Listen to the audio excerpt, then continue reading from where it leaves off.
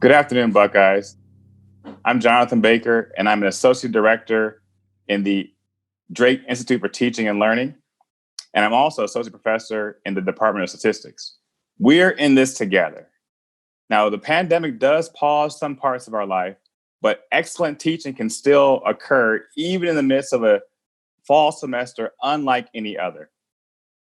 And so this series today helps us to think about developing the mindset of using evidence-based strategies that will help students know that we want them to learn and feel supported in doing so. Today's webinar is going to focus on a few primary items. One, to become more familiar with the challenges facing our students in terms of not feeling as connected to their faculty in online courses, and the stress that sometimes it can cause us to feel. But then we want to learn strategies on how to reduce that stress. And when you reduce stress for the students, you reduce stress for the instructors. A few housekeeping notes. Technology. In order to lower our bandwidth and hopefully prevent any major delays, your videos and microphones have been turned off. Now, if you want to ask a question, that's fine. Use the Q&A button right there or on your device at the bottom of your screen. We'll use the chat function as well to share resources with you and release the Q&A tool instead of the chat to ask you questions. You can start asking your questions at any time, and we'll do our best to curate all the ones that are coming in and use them during the Q&A session toward the end of our meeting. Thanks to everyone who submitted videos in advance. We really appreciate those, or submitted questions in advance. We appreciate those, and we'll kind of weave them into our presentation as much as possible. Now to the moment you've been waiting for, the panelists.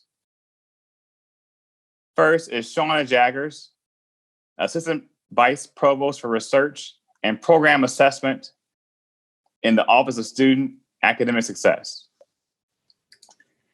All right. There she is. Thanks, Then Jonathan.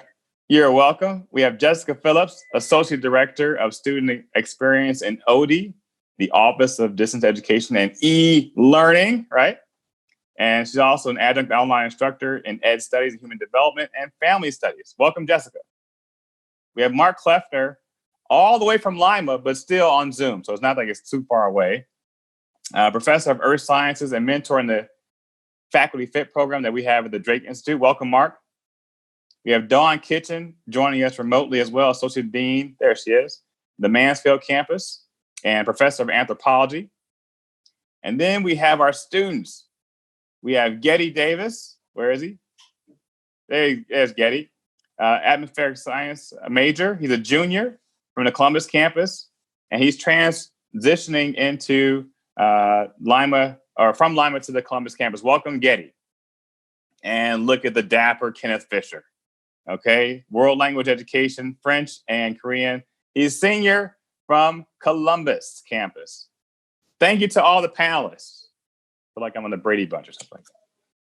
But anyway, you can Google that. So to start us off, Shauna, you worked on a university-wide study about the effects the COVID-19 shutdown had on teaching and learning at the university. What were some of the key findings related to the connection and stress from the spring 2020 that instructors can use to help us as we prepare for next month with autumn semester? Sure. Thanks, Jonathan. So in the spring, we conducted a survey of Ohio State students and faculty to see how the shift to online classes impacted teaching and learning. We had about 3,400 undergraduates and about 750 faculty respond. And there were many, many findings from this survey, some of which we'll cover in other webinars in this series. But for today, I want to highlight two key themes.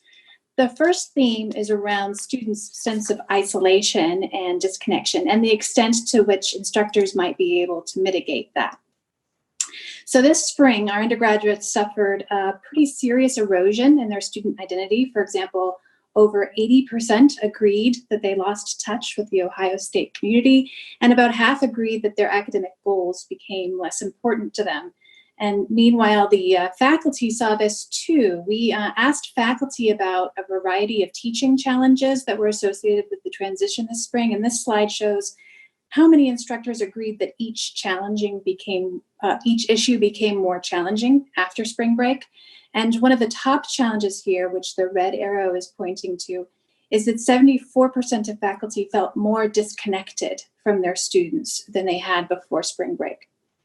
And when we gave students the opportunity to provide open-ended comments on the survey, many of them talked about a sense of disconnection and isolation in their online courses, even those who were taking live online courses.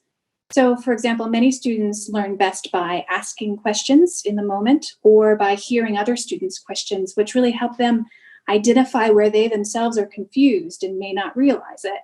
So students really missed those opportunities to hear what other students have to say and to connect with the instructor themselves. But when instructors were really thoughtful about how to extend more support to their students this spring, it did seem to help. So on the survey, we asked students to select one specific course, which they answered a variety of questions about. And two of those questions were, did the course become more challenging? And was the instructor more available for support? So students could moderately or strongly agree or disagree with each of these questions. And in this figure on the left are students who agreed that their instructor was more available for support, which was nearly half of our undergraduate respondents. And on the right are students who disagreed that their instructor was more available for support, which was about a third of undergraduates.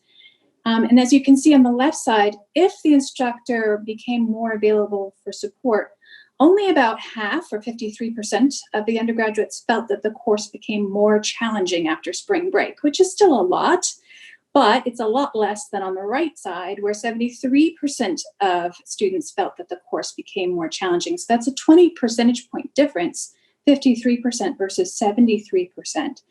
So students whose instructors became more supportive after spring break were less likely to feel that the course itself also became more challenging after spring break. But what does it mean to become even more available for support than you were before?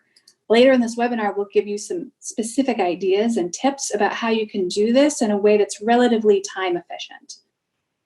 So the first theme from the survey that I wanted to share was about student disconnection. And then the second theme is about time management.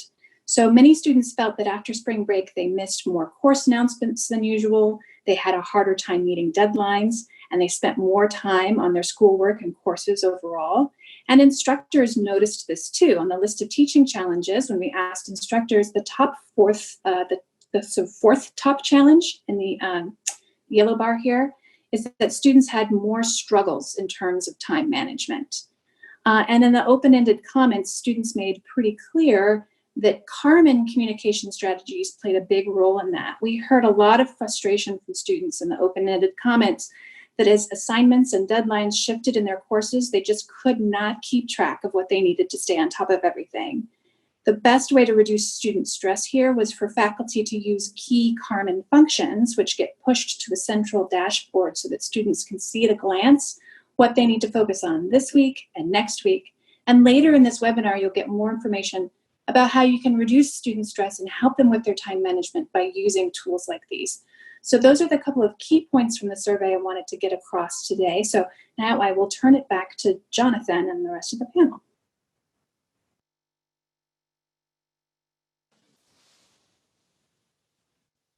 Thanks, Shauna.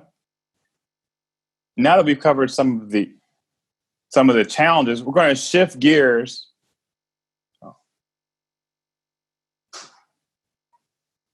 Now we covered some of the challenges, we're going to shift gears and talk about the strategies you can use to reduce stress and build connection. The three strategies we're going to cover are, there they are: establish rapport with a welcome video and icebreaker, minimize stress by creating a communication plan to help the students with that time management, right, Shauna? And then also maintaining connections with interactive instruction.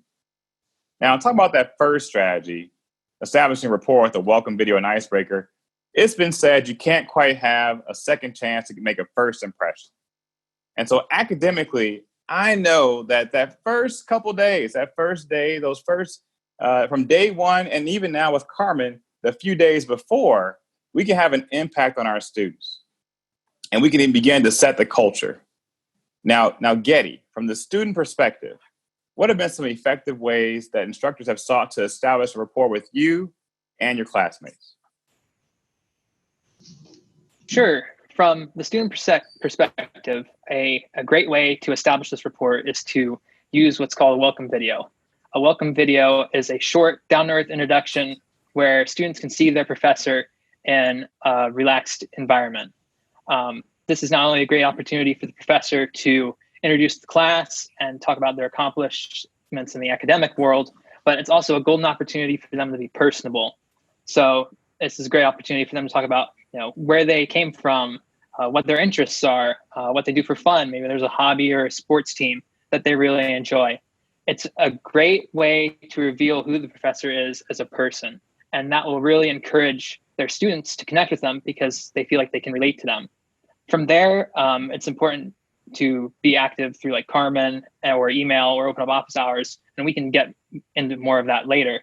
But a welcome video is a really great place to start at the beginning of the semester for establishing that rapport. Thanks, Getty. I'm in total agreement with you on the benefits of welcome videos. As a mentor in the Drake Institute Faculty Fit program, I recommended to all my mentees teaching online courses that they should start off their courses before classes began by sharing a welcome video to help build rapport with their students. When we all had to go online spring semester, it was the first time I'd ever been online. So I sent out a welcome back video to all my students to let them know that was the case with me. I'd never done online teaching before, and I wanted them to know that it was as new to me as it may well have been to them, and to please share with me if there are things they thought I could do to make the course more available to them and keep them interested in participating in the course. For autumn semester and beyond, I think welcome videos are even more important than before, and not just for online courses now. There's such a variety of instructional modes, it could be very difficult for students to even understand how their class is going to be run, let alone understand the content in the class. And I think welcome videos provide an opportunity to reduce that student stress about how the class is going to go by giving the instructor a chance to explain how the course will be taught. In fact, in many courses, the instructor may be masked the entire time, like I am now, and they may never see the instructor except in a mask, except this one time, or at least for the very first time. And it gives the instructor a chance in this welcome video to unmask not only literally, but also figuratively, as Getty was talking about, revealing the secret or true identity of that instructor, sharing his hobbies, his or her hobbies or interests, and even their sense of humor, if they have a sense of humor. But don't just stop with a welcome video, though. Continue to be authentic as an instructor, entire course, whether it's with weekly videos or whether you're teaching in person, maybe at the beginning of each week, sharing something that happened over the weekend with you or something you're doing or something you're watching. Again, truly cementing that rapport you have with your students. Please check out the link in our chat for a sample welcome video for some guidance and an example. We'd also like to invite you to share your welcome videos on the Drake Institute website for others to see and for inspiration. Please don't worry about production value. Just be you. The chat link is in resources. It's called Submit Your Welcome Video. Mark, thank you so much for sharing that. I didn't recognize you with the mask on. Then you took the mask off, and there is Mark. He's all over the place. Okay, that's great. Now I've done those welcome videos myself in my online courses, and it gives students get a chance to get to know me a little bit. I've also used the discussion board feature where I've had students introduce themselves, give me a little background, and it creates that kind of student to instructor relationship and student to student rapport that's very important from the very beginning. So thank you, Getty, for that perspective. Now, welcome videos are a great start, and you can even use them, faculty, for each week. You can have a new welcome video or a new weekly announcements, if you will, right? Now, Getty, what else could instructors do early in the course? Well, Jonathan, another thing instructors can do is use what are called icebreakers. Icebreakers are really nice because you can really set them up however you want to. One cool icebreaker idea that I've seen recently is called the OHIO icebreaker. It's a 4-part open-ended icebreaker. The O stands for ourself, so your name, pronouns, where you're from, The H stands for how you're feeling. So this can be interpreted in any way, like, are you feeling excited? Do you have questions? Things like that. The I stands for an interest of yours. Again, this can be interpreted in pretty much any way you want to. What are some of your hobbies? What are some of your career interests, etc.? And then finally, the last O is for objective. So why are you taking this class? What are your goals for the semester? What are your goals for your time at Ohio State? Again, this exercise is great because it's open-ended, introductory, and not only does it strengthen the professor-student connection, which may already be ongoing, but it also starts to build some student-to-student connection as you learn about your peers. That OHIO video sounds great. Icebreaker. I got to try that in my next class. I've never done that before. I have done an icebreaker before, but more along the line of breaking the ice that science courses don't have to be dull and boring, and in fact, geology can be fun, and try to reduce the stress about the geology class. Not quite as much about getting students to interact with each other, but I think that's a really good idea. There's a link in the chat to resources where you can a whole bunch of student-curated icebreakers to reduce stress and build connection. I'd certainly recommend checking that out. Thanks, Mark. Now, you may see in my background, I have a happy birthday balloon. It's one way to kind of break the ice. It was my daughter's birthday yesterday, but theoretically, it kind of helps break the ice. And someone say, hey, if someone has 12 family members or relatives, odds are they have someone who's born in July in their family, a 1 in 12 chance, so to speak. But it's a way to kind of show your personality and to identify with students a little bit, and who is going to frown with happy birthday in the background, right? But anyway, thanks, Mark and Getty, for that. Let's talk about how we can keep that goodwill going, right? So Jessica, faculty do use the icebreakers in the welcome video. What can they do to kind of maintain that connection to their students? Thanks, Jonathan. Yeah, this really goes back to a lot of what Ashana shared earlier. There's a lot of value in creating a communication plan that will ultimately reduce stress for students. So it's about thinking through how you want to share the most important information in your course. And I want to highlight the Carmen Key 4 as a really critical part of that. USG worked to really select some key things that make a big difference for students that you can do in Carmen. And they're really very, very achievable things. And we further whittled that down into these 4 really critical pieces that help students. And I just popped a link to that on the Keep Teaching site in the chat here. But just a quick highlight of those 4, the first is just simply to post your syllabus in Carmen, which is sort of your playbook for the course. The second is to be thoughtful about the organization of the materials that you have in the course.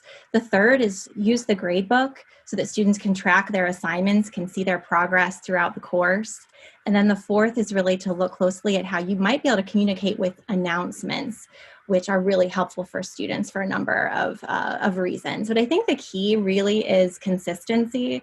So there's a lot of different ways that you could go about sharing information. I think what's really critical is that you are consistent with that method throughout the duration of your course. And I think you can share with students where it's most important, or where they can go to find this really important information through the syllabus. Again, sort of using that as your playbook for the course.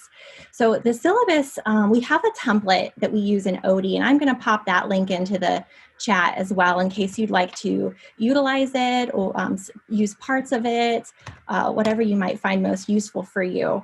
But in the syllabus template, particularly in online courses, you might try to set expectations for how discussions will work. So we've heard from students, for example, that they love discussion spaces where it's not necessarily managed by the faculty member or instructor, but they can just connect with each other and maybe form study buddy relationships. And so you could set the tone for what that might look like in the course.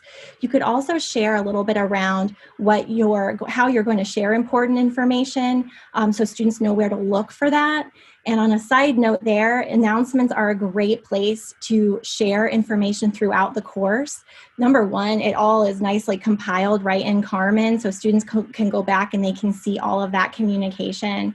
If you have a GTA, they can see all of that communication. If you should become sick and someone would need to come in and facilitate your course or pop in to help students, they can see all the communication there, and you can pre-program the dates that those things go out.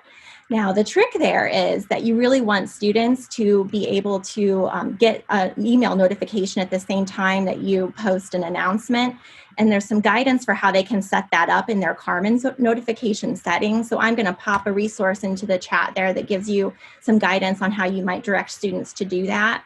And also, if maybe you're new to announcements, there's a few examples that we've recently built in Odie that you could also copy and paste or customize for yourself that get at really approaching a holistic student experience. So thinking about wellness and online learning best practices. So feel free to use those as well. And I think as Zoom sessions are starting to be utilized more and more often, there's some expectations you can set in your syllabus and your communication plan around Zoom. So do you want students to use video?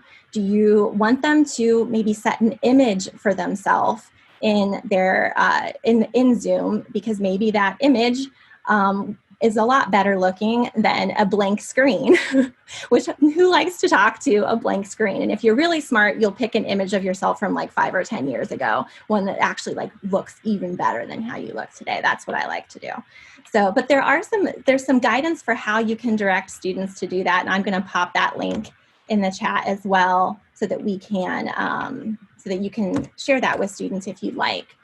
But I actually am really interested in hearing from Kenneth, because I know he has some really great insights on the student experience as it relates to Zoom. So Kenneth, would you mind sharing your thoughts? Yeah, sure. So because a lot of students are now using Zoom as their classrooms, instructors need to be mindful that their classroom management needs to be modified for Zoom. I think setting clear expectations at the beginning of the semester, like Jessica said, about how you want students to participate in Zoom classes is important. But you have to remember that students are going to be in a lot of different environments where they're not normally used to doing academic work. A lot of students now have to balance adult responsibilities like taking care of their children or their siblings, or dealing with other distractions that happen while at home that you don't have to worry about in the classroom. I think it's really important to make sure your students know that whatever their home situation is okay, and it doesn't have to be perfectly quiet, or they can take a moment to step away from the class if they need to take care of an adult responsibility.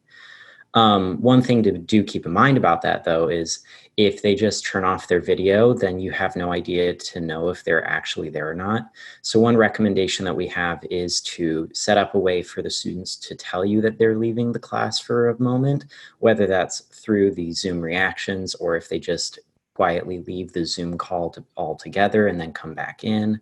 But making sure that students know that they have that flexibility is really important in these days when the environments where students are is not as certain as it was. Thanks, Kenneth, for sharing that. Thanks, Jessica, as well, for the Carmen Key 4 and for the little tip about putting an older picture in. Okay, I'll keep that in mind. I had more hair back then. But anyway, what we're going to do now is talk a little bit about ways to kind of keep this going. So everyone to this point has kind of discussed how to reduce stress and build connections through the affective part of learning. Now let's get back to the meat and potatoes, maintaining that connection with interactive instruction. And there's an old adage, if you will, amongst faculty about a student evaluation of an instructor, right? So we're going to go to the slideshow here in a second. And there can be a gap between the student perspective and the faculty perspective to some extent. So there we go. So in this study, or in this in the evaluation of instruction, it says, what are your thoughts about this instructor? His strengths. He sure knows what he's talking about. Weaknesses? We don't know what he's talking about. And so I think this workshop kind of gets at that gap and try to find ways to reduce and even eliminate that gap, whether it's a hybrid course, face-to-face, or a distance, or completely 100% online. We want to have engaging instruction. So a question would be, would my students say that my teaching is engaging? So then we've been using this book in the Institute called How Learning Works. And I'm going to share 3 principles from that book. The first one says we need to focus on understanding the type of student prior knowledge, right? So what they're kind of bringing into the course, developing certain learning tasks, and then, of course, giving them that targeted feedback. And then, of course, there are other principles as well. But we can still have that. What you're doing is you're kind of creating a relationship between you and the student where you're building a connection and keeping it going by having a two-way street. And so whether it's fully online or hybrid, we can go ahead and think about the different modalities to still keep this going. The first one is 100% online. So many of us are using Zoom, as Kenneth noted, and we want to be aware of the setup items, right? So we want to think about the lighting that's involved. We want to, picture yourself as if you're in Hollywood where the camera is directly right across from you, okay? So think about that you're facing the light source and that the camera is right at eye level. So there's kind of some setup things right there. Now, you want to also, if you're teaching synchronously, you want to make sure that you're getting that timely feedback between student and the instructor and student. And I found it very helpful with using the chat function. When I was teaching synchronous sections last semester, I put a question in the chat. I get like 5-10 answers. But when I taught it in a face-to-face class, I get like the same 2 or 3 students raising their hand, right? So now all of a sudden it felt like, okay, I'm getting more students to participate. And there's a comment about whether your video should be on. I think many times our students, they are paying attention even if the video isn't quite on.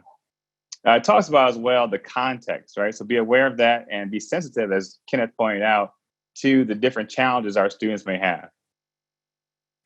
And we want to make sure that we're also reaching out to the students who are at the margins.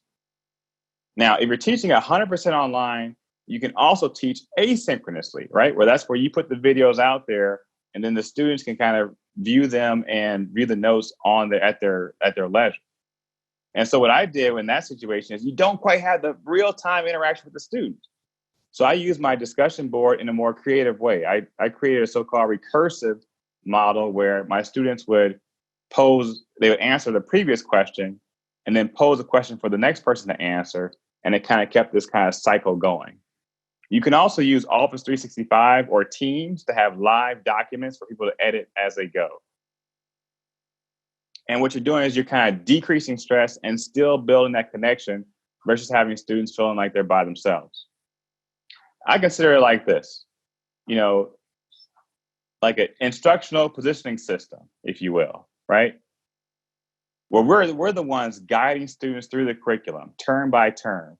We're telling them to kind of recalculate, if you will. And so, next slide. Yeah, there it is. Okay, so what we're going to do here is, as opposed to a GPS, right? No one wants a GPS that's going to tell you, halfway to your destination, oh, go back and turn around. Or even once you've gotten there, you want a GPS that helps you out with the video, with the 500 feet till you turn, right? You want all those kind of things to help you out. And I think for us as faculty, we can be that kind of IPS, where we're the instructional positioning system, helping the students navigate the course as well with our timely feedback. Now, you can also go on to the hybrid courses. We have several different types of hybrid offerings, and they're the Keep Teaching site that can help you out. But the online and in-class mixture model is the hybrid, if you will. Now, the more traditional standard for the hybrid is, hey, you have about a 25% to 75% of normal instruction, and then the rest is online, okay? You can also have the so-called hybrid model that's simulcast or kind of like a Facebook Live, if you will. And so that's where you have the kind of streaming situation. And then also you can have the staggered classroom or the online plus the staggered classroom where most of it's online, but then groups of students still go ahead and join you on different days of the week. So the example there would be like a science class, right? Where you may have 75 students and then 25 have lab on Monday, 25 have lab on Wednesday, and 25 have lab on Friday, something like that. Okay, so those are your 3 kind of key hybrid offerings, if you will. But what's the key thing no matter what? no matter which style you have, you want to have those clear expectations. You want to make it worth the student's time to go to class, right? They're risking their health in some cases. They're taking a chance. Let's really leverage that time with them. And I recommend that we use this time to go ahead and replicate those activities, or do those activities that are a little more difficult to replicate online, do those in the in-class setting. And then keep safety standards in mind, right? This is going to be a little different than previous years. And there's our comment. Yeah, another website for us as well. Thank you, Jessica. You know, several years ago, I was sharing some strategies with a colleague, and he said, Jonathan, you're trying to make teaching into a game. And I said, well, I do want it to be interactive. And it'd be kind of cool if they enjoy what they were doing, right? So I guess he was somewhat right. And if you think about it, faculty, as our students have so much stress this semester coming up, health, social justice issues, job, so on and so forth, what if in the midst of all these stressors, that for a few students, not for all of them, but for a few, coming to your class was one of the highlights of their day? Attending your hybrid session, attending your DL course. It was interactive, and they're succeeding. Now, guess what? For me as a faculty member, if they're happy, I'm happy. And I'm more eager as an instructor. So then everyone will be experiencing reduced stress and stronger connection to one another. It's not perfect, but we're set up for academic success. And so now, everyone, thank you for your comments that we received via the email over the weekend. And then, of course, some questions that have come through the chat. We have several, it looks like. We have a few questions that were submitted ahead of time to start us off. The first question is, what are some ways to reduce stress and anxiety around technology? Anybody? So I can probably jump in there, Jonathan. I have a couple thoughts.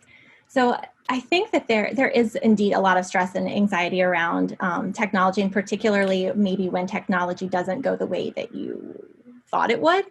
So I think one of the avenues to help support that with students is to set expectations in your syllabus, again, in your communication plan for what to do when tech issues arise, but also to know that there is maybe some flexibility to be had there when possible to offer several, different routes for students if they do encounter a tech issue. And then also just to acknowledge that, not every student is as familiar with technology, has used it as much in high school.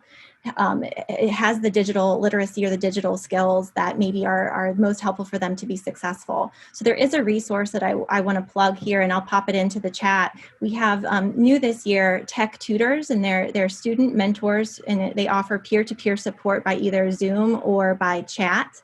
And you can most definitely point students there in your courses to get help with maybe an assignment where they're using technology in your course. I'm going to pop that into the chat right now. Excellent. Anybody else?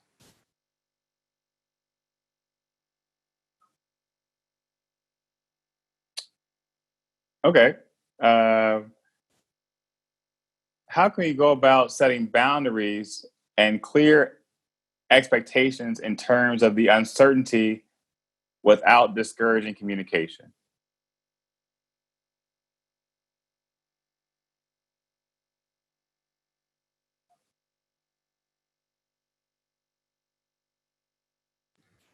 So I can go if Okay. no one else wants to. I think one of the important things that you should do is be honest with your students, and also be very real with them, because I think students value honesty and directness more than I think some instructors give them credit for. Because with that honesty and that directness, you humanize yourself, which makes your issues seem similar to your students' issues, which is really important. And if you're trying to balance your the amount of time that you spend responding to emails and that kind of stuff, feel free to set up pre communicated times that you are available to your students. So if, for example, you hang out with your children every Friday night, say, I don't respond to emails after 4 on Fridays, and you can feel free to explain to your students, because I hang out with my children. And I think a lot of students will be understanding of that and will try to respect those boundaries as much as they can. Got it. That makes sense. And we talked earlier about having expectations with the Zoom and how we run our course and so forth. So we've heard about that already. We have a question in the chat here. Hey, and Dawn Kitchen from Mansfield is curating these for us. We thank you so much, Dawn. It says here, were the links, will we share this, will the links, the tips, and the Q&A also, and Shanna's survey? So yes, we will share the links and we will post those as well. We have resources on the Drake website for that, to have that all information for you. Let's see. Here's another question from Dawn. All right.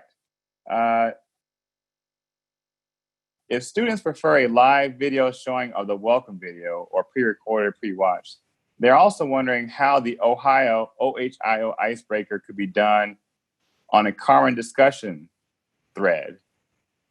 Kenneth or Jessica, want to talk about that? How can you use a common discussion thread for the same kind of OHIO icebreaker? I'm happy to share how I could envision that. So I think that in much the same way as you would do it live, you would post the prompt right there in the discussion forum. And then what's nice about the discussion forum is that people could respond in the way that they feel most comfortable. So they could respond by text. They could also use the built-in video tool to record themselves and post that if they're more comfortable with that, or an audio file. So I think it actually lends itself quite well to that kind of a format. But Kenneth and Getty, what are your thoughts? Oh, I completely agree, Jessica. The Karman discussion forums are really good for exercises like this, especially in the beginning where everybody's kind of trying to get their bearings and learn how things work. This is a great way to do things in a low stakes manner. Everybody's still kind of new and trying to get their feet underneath them. So not only does it provide an opportunity to connect and learn about your professor and peers, but it also gives you a good opportunity to see, how the Karman discussion tools work and use them as a first try type thing. Nice. Now, I mentioned this earlier in terms of the example with the hybrid course that's like 75 people, and you may have 25 on Monday, Wednesday, Friday, and everything else online, if you will. But those large courses, Mark, I know you worked at the regional campuses here, but give us some perspective.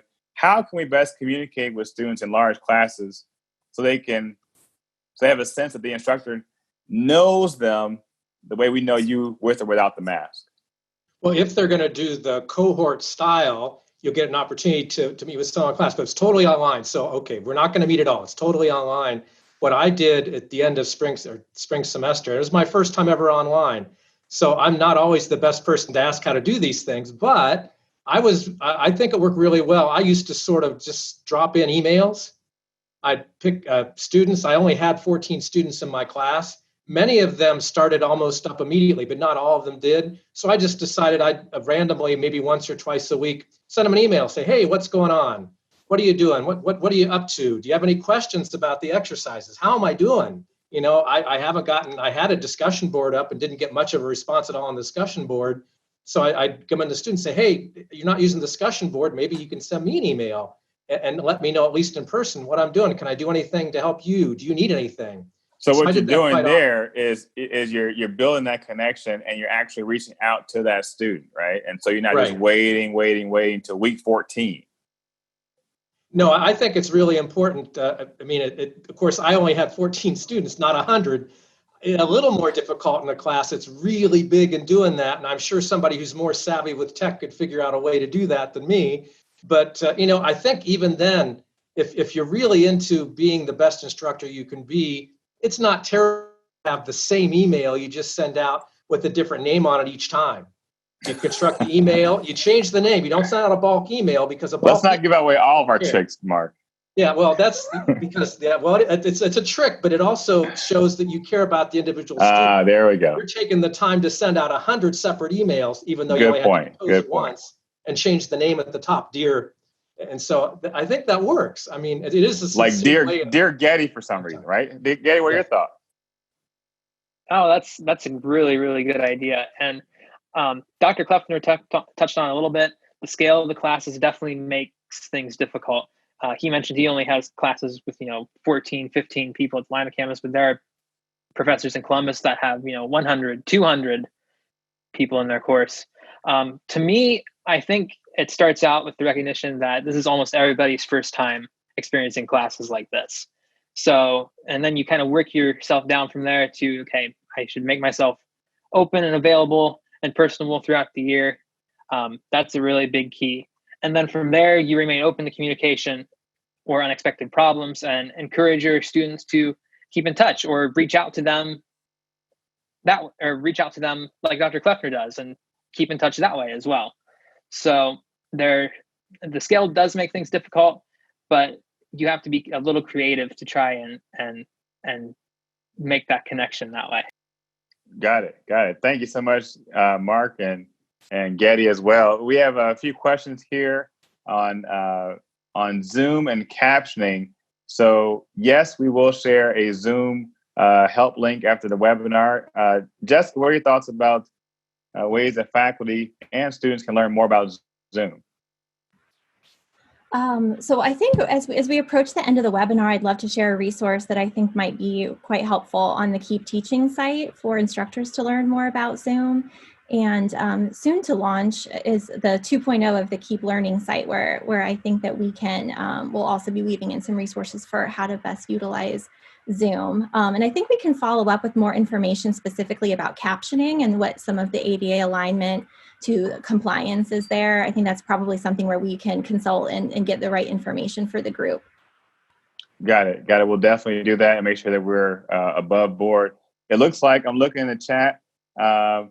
We have a couple of thoughts. This chat is just very vibrant. Thank you so much, Dawn, for fielding these. Makes our job a little bit easier. You have the hard job, but we appreciate you doing your work on your end. I'll talk briefly about the recursive discussion idea, and we'll share some other tricks as well, or ways to engage students. So one thing you don't want on a discussion board is the one right answer, right? So in mathematics, you don't want to pose a discussion board question that says, hey, everybody, what is 5 plus 7?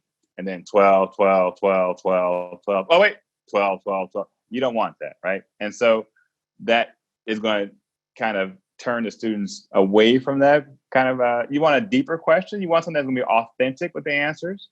And so what I was doing was making this recursive idea was I posed a question, let's say, collect, what are the, how many minutes of cell phone usage did your family members have this month or whatever, right?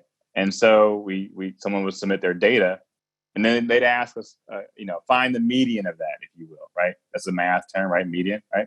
So then my students would then say, okay, I'm going to ask my classmates or the next person to find the same kind of data set, but contrast the difference between the mean and the median, right? And so what they're doing is kind of synthesizing material that we learned before with an application and bringing in their classmates. So then they would make little comments like, wow, you had 200 minutes in 1 week. That's crazy. So they had those kind of comments as well, but it was a way to kind of mix it up, and we never had the same answer over and over again.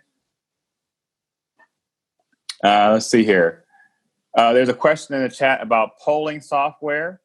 And the question is, if polls are successful, or do they penalize students who step away?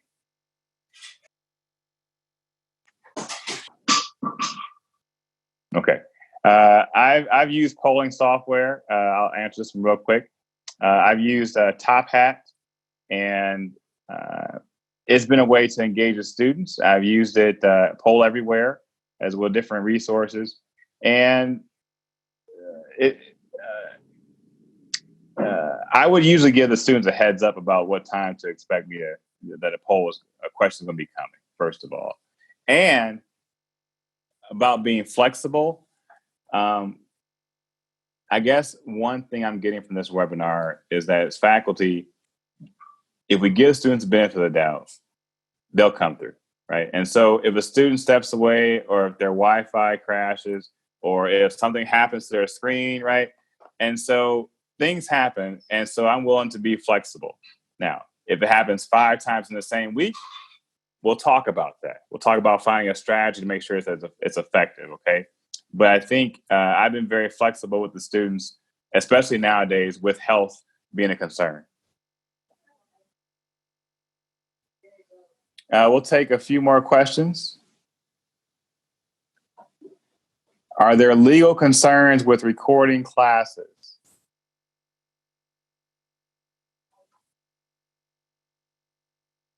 And then there's a question. They wonder about students who do not want to be recorded. Okay, so we talked about this issue before with having your video on or off. We'll turn it over to the students or to Jessica to talk about that dynamic.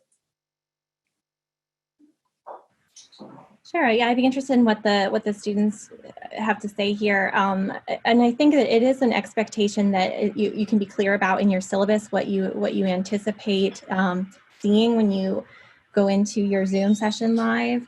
But I'd also throw out there that I think there something to play in here is Zoom fatigue. So I'll just call that out here to say that I think it's valuable to be thoughtful about which parts of your course require or benefit from a live Zoom session versus which aspects could be maybe recorded as a video, or again, go into a discussion forum that's more asynchronous where people can have interaction. So for example, if you're using a Zoom session and you're mainly just speaking to your students and not engaging in a lot of interaction or question answering, then maybe a video would be more helpful for students so that they could pause it and step away to take care of something in their life and come back to the video. So I think part of that is just being thoughtful around how you're using the resources that you have. And then I think Kenneth's point earlier, and Kenneth, I'll let you kind of chime in on this about just the things that pull students away is also a factor here. Yeah, I think for specifically the question about students not wanting to be recorded, I know that students do have to consent to being recorded whenever you turn on recording in the Zoom sessions.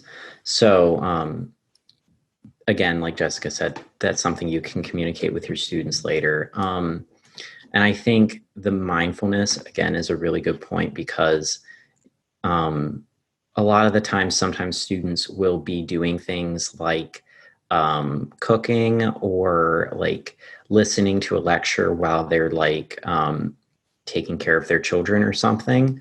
And those activities are not necessarily something that they want to be have their video on for like the whole class to see, especially if they're not like sitting down in front of the camera. So that's another area to be flexible with when you require students to always have their video on. Sometimes they might get a bit uncomfortable if they have to go do other things as well. All right, thanks. Let's see here. Now, different parts of the university, not just the instructional side, but different parts of student services, student life, are still having virtual events, right? Virtual meetups and virtual hangouts and this kind of thing. From a student perspective, Kenneth, what can be some ways that we can increase attendance at virtual events?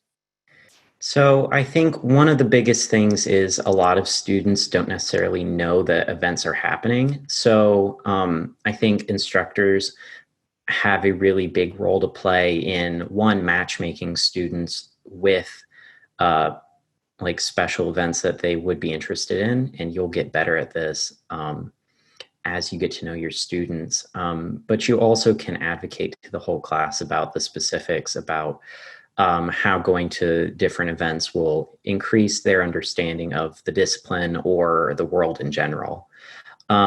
I think also if you have some control over organizing special events, I think a lot of students get discouraged or turned off by a lot of academic talk or jargon in especially the titles of special events. So trying to, So like the word metacognition, students aren't, they're just like, they're exactly. gone. Even Okay. if it is like a psychology major student, they like, especially like freshman or sophomore, they're probably not going to want to go to a panel on metacognition, for example. Whereas if we start making events that are specifically tailored to a more undergraduate mindset, whether it be just more engaging by having it not just be a grad student in front of PowerPoint, but like trying to encourage them to see how these things will increase their worldview. Some examples that I came up with that I thought were cool was like traditional cooking, or seeing mathematical patterns in nature, or things along those lines, where it's still important and like relevant to the topic, but also there are a ton of options. Thank you very much. I have a couple more questions. We're getting close to the end here. So a question is, in terms of safety, right? So in terms of the hybrid example where you have some students coming in on Monday, some students coming on Wednesday, and you want to replicate the same experience for the Monday students as the Wednesday students. You don't want to have a deficiency, right? And so so what I've done in the past was I was very consistent with my message to my TAs. I would have a script, if you will. Now they could still add their personality and that sort of thing, but we had we try to have some guidelines and the same type of recitation as well. Now, as far as the safety issues, I think that's my personal opinion. We have to be flexible. We're not sure what's going to happen per se with the state of Ohio as well, so we have to follow those guidelines first and foremost. But yeah, the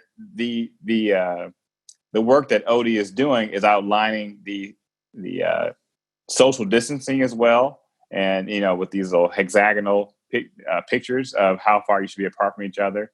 What you can do is use technology in the hybrid sessions where you can still be kind of in the in-person class, but still use like cell phone data or cell phones to have students to communicate with each other, as opposed to getting real close to one another. We have time for one more. Let's see here. Oh, this is great. Oh man, this is just, we can keep going, man. But we got time for one more. So it says here in the chat, how can you get students to network and connect with each other in an online learning environment? Jessica, what are your thoughts? Yeah, I mean, so much of what we talked about today really feeds into that. Starting out your course with an icebreaker, the tone that you set in your welcome video, and it really is, it's asynchronous or synchronous. Either way, this can happen. So I think it's creating space in the course for students to connect with one another, whether you're in person, online, hybrid, using a discussion forum and allowing students to sort of create the space that they need and want there. Without you feeling like you have to manage it, I think is a great approach. I know there's a lot of fear around the management of discussion forums and what if something goes wrong, but I think much more often things go really, really right in discussion forums, especially when students are given the space to make them what they need and find study buddies there. I do think that there are some things that you can do to manage the size of certain groups that allow for more, cohesive discussion. If you have a 200, 300 person course all online or using discussion boards, that can be a little daunting. But if you break those up into smaller discussion groups, or even look at some of the other tools that are available, like the Zoom breakout sessions, or even Teams, Microsoft Teams, which everyone has access to through Microsoft 365, is a great way to approach collaborative learning and giving students that space to be able to connect with one another. So I think a good deal of that is what you can foster just through the space that you create. Excellent, excellent, excellent. Now, spoiler alert, Shauna, give us just a few nuggets to chew on in advance of next week's seminar. Give us one or two findings that can kind of keep us on our edge of our toes until next week. All right, so next week's webinar is going to be about creating a course that is inclusive for all of your students, no matter where you're teaching or how you're teaching. And so some of the things that we will talk about there are perspectives of students from different campuses, different races and ethnicities about how online learning went for them last spring, with some open-ended comments related to that, and how that interacts with the internet and device adequacy, because there's sort of a lot of intersection between students who are traditionally underserved and students who didn't have adequate access to technology, and sort of how that plays out for different kinds of students. So that will be part of the framing for next week. All right. I can't wait. Well, we had scores of questions. We got through many of them. Dawn's fingers are burning right now from all the typing she was doing back and forth to us. We shared a lot of resources today. We thank you so much to our panelists for coming in. We thank you, everyone, for your thoughtful questions. And we will put resources out there as well. And you'll find them on the Keep Teaching site. Is that correct, Miss Jessica? That's right. And we can highlight that here. We just had a new release of the Keep Teaching site that is specific to the student success strategies that we discussed today. So many of what we shared is reflected here on the student success page of the Keep Teaching site. So around the reducing stress and building connection and some of the strategies there. But I did see how many great questions were raised in the Q&A, and so we will certainly compile responses and share those out as well, so that we can address all of that. And even here on the Keep Teaching site, I'll also highlight that there is a section for getting started. So if you're kind of new to thinking this through, or you want to take a step back for the autumn semester, visit the Get Started page during that step back to just kind of look at what you could be doing. That really highlights the key 4 that are the most important. They're just wonderfully important things for you to do to make a difference for students. And then they're relatively easy to put into place. So I'll leave you with that. I also want to highlight that in the next coming week to week and a half, the Keep Learning site will be also revamped to include student success strategies. So while we have some strategies for instructors, we recognize that we can also empower students to reduce stress, to build connection with their instructors, to build connection with their classmates. And so as we're pulling that together, we'll share, especially during the August 11th webinar, if you're able to make it to that, we'll be ready to share some of the resources there directly for students, which you could certainly direct students to in your courses as well. Thank you, Jessica. Everyone, we've had a very power-packed hour together. Thank you to our panelists for your time. Everyone, please be sure, we will definitely share the resources out there to you. The Drake Institute will also have resources there on our How Are You Teaching website as well. So we'll give you a copy. We'll have posted slides that were shared today and a recording of this as well. August 4th, same time, same channel-ish, if you will, and August 11th as well. And you'll learn about inclusive spaces and integrating resources and support. What was this? Okay. And then, you know what? Thank you, everyone, for attending. Thank you, Buckeyes, for your time. We are still all in this together. It's going to be a great semester. Thank you very much.